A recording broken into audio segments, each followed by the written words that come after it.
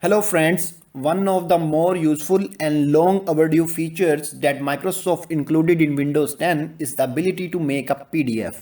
In Windows 10, you can make a PDF out of pretty much anything that you are able to print. It does this by using a virtual printer, and the best way I can explain that is just to show it to you. So I'm going to go ahead and bring up this document that I created.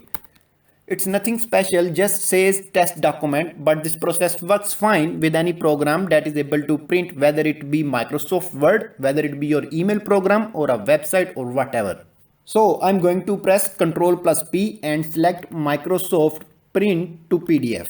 That's the virtual printer, and then I will say OK. So instead of a piece of a paper coming out of the printer, it is asking me for a file name, and this is the name of the PDF I want to create. So I will just call it test, and I'm saving it on the desktop.